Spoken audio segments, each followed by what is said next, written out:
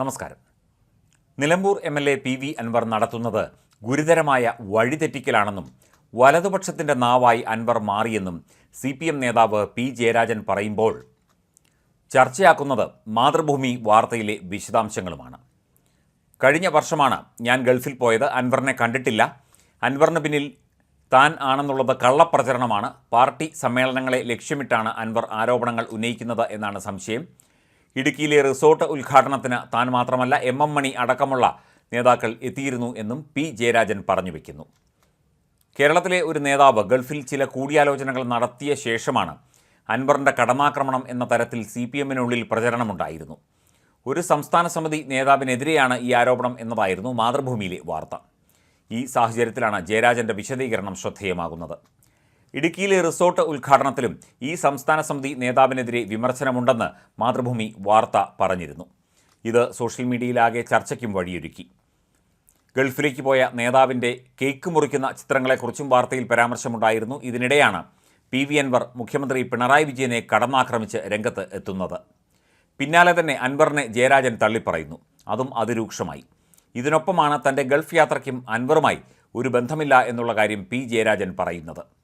ഇടുക്കി റിസോർട്ടുമായി ബന്ധപ്പെട്ടും തന്നെ ആർക്കും തളയ്ക്കാൻ കഴിയില്ല എന്ന് പറയാൻ കൂടിയാണ് MM മണിയുടെ സാന്നിധ്യവും ചർച്ചയാക്കുന്നത്.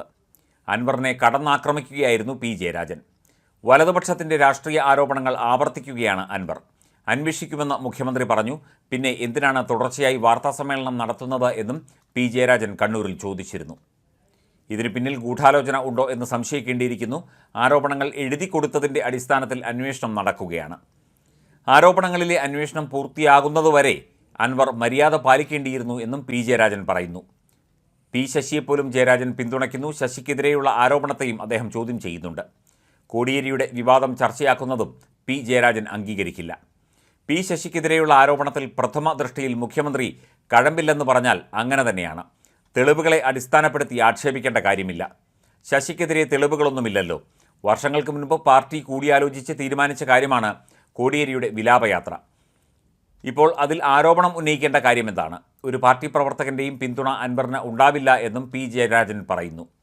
ജയരാജനെ പിന്തുണയ്ക്കുന്ന സോഷ്യൽ മീഡിയ സഖാക്കളിൽ ചിലർ അൻവറിനെ ഇപ്പോഴും വാഴ്ത്തുന്നുണ്ട്. ഈ സാഹചര്യത്തിലാണ് PJ നിലപാട് വിശദീകരിക്കുന്നത്. ചില പ്രവാസി സാംസ്കാരിക സംഘടനകളുടെ പരിപാടിയിലാണ് താൻ പങ്കെടുത്തത്.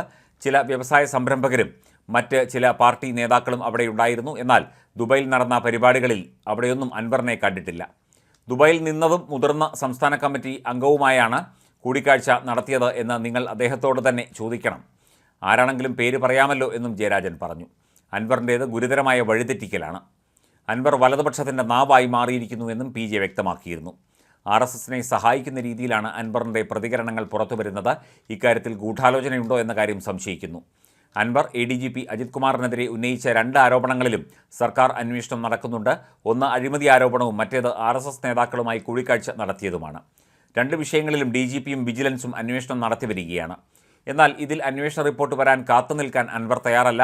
വീണ്ടും വാർത്താസമ്മേളനങ്ങൾ വിളിച്ചു ചേർത്ത് മുഖ്യമന്ത്രിക്കും സർക്കാരിനും എതിരെ ആരോപണങ്ങൾ ഉന്നയിക്കുകയാണ് അദ്ദേഹം ചെയ്യുന്നത്. മുഖ്യമന്ത്രിയുടെ പൊളിറ്റിക്കൽ സെക്രട്ടറി P. ശശിക്കെതിരെ യാതൊരു തെളിവുമില്ലാതെയാണ് അൻവർ ആരോപണം ഉന്നയിക്കുന്നത്. കോടിയേരിയുടെ ശവസംസ്കാര ചടങ്ങുകൾ എങ്ങനെ നടത്തണം എന്നത് പാർട്ടി നേതൃത്വം കൂട്ടായി എടുത്ത തീരുമാനമാണ്. വരുന്ന ഒക്ടോബർ 1 കോടിയേരിയുടെ 1ാം ചരമവാർഷികം ആചരിക്കുകയാണ്. 1 വർഷത്തിന് ശേഷം അൻവർ ഇത്തരം ആരോപണങ്ങൾ എന്തിനാണ് ഉന്നയിക്കുന്നത് എന്നും പി. ജയരാജൻ ചോദിച്ചിരുന്നു. ഇത്തരം കാര്യങ്ങൾ പറയാൻ അനുഭാവി മാത്രമായ അൻവറിന് ഒരവകാശവുമില്ല. വലതുപക്ഷത്തിനെതിരെ പോരാടുന്ന പാർട്ടിക്കെതിരെ അൻവർ നടത്തുന്ന വിമർശനങ്ങൾ രാഷ്ട്രീയ എതിരാളികളെ സഹായിക്കാനാണ്. ഇതിൽ ഒരു പാർട്ടി നേതാവിൻ്റെയോ പ്രവർത്തകൻ്റെയോ പിന്തുണ അൻവറിന് ഇല്ലെന്നും ജയരാജൻ വ്യക്തമാക്കിയിരുന്നു.